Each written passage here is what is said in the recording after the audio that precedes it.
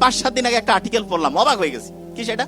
একজন ধরা যাক যে কম্পিউটারে লিখতেছে, কম্পিউটারে যখন কেউ একটা পড়া লেখে বা যে কোনো জিনিস, তখন তার ব্রেইনে 7টা রাস্তা তৈরি হয়, 7টা জিনিসের সাথে ব্রেইনের নিউরনের কানেকশন তৈরি হয়। আর ওই জিনিসটাই কেউ যখন কলম আর খাতা নিয়ে হাত দিয়া লিখতে থাকে, তখন 100টার বেশি রাস্তা চালু হয়ে যায়। তার মানে আমি যখন একটা জিনিস কম্পিউটারে লিখছি, তখন 7টা রাস্তা, 7টা কানেকশন ব্রেইনের একটা নিউরনের সাথে অন্যদের হয়। আর ওইটা যখন আমি লিখে ফেললাম, তখন 100টার বেশি রাস্তা চালু হয়ে যায়। যে কোনো শিক্ষার্থী যদি জীবনে সফল হইতে চায়, তার 1 নাম্বার কাজ যেটা, সেটা কি 7টা কানেকশন হইলে ভালো হবে না 100টা কানেকশন? আমি যদি বলি যে একটা স্টুডেন্ট আছে, তার 7 জন বন্ধু, আরেকজন স্টুডেন্ট আছে তার 100 জন, কে বেশি পাওয়ারফুল? কে? ফেসবুকের বন্ধু না, সত্যিকারে আছে। কে বেশি পাওয়ারফুল?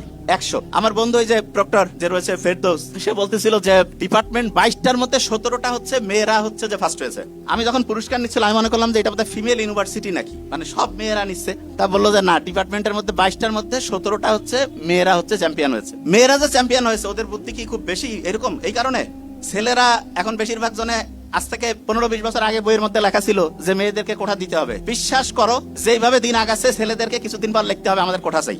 ভয়ঙ্কর। এবং আমি তো দেখছি মেয়েরা যতটা উৎসুক শ্রোতা হয়, যতটা অ্যাটেনশন দিয়ে শুনতে থাকে, ছেলেদের অ্যাটেনশন দেওয়ার ক্যাপাসিটি বেশিরভাগ জনেরই ধ্বংস, শেষ। আচ্ছা, অ্যাটেনশন মানেটা ইংরেজি প্রথম কি বর্ণ দিয়া, তারপরের বর্ণটা কি? ডাবল টি এর মধ্যে প্রথমটা টি না? ওকে, এই দুইটা বর্ণ খেয়াল রাখতে হবে, অ্যাট, এ এবং টি।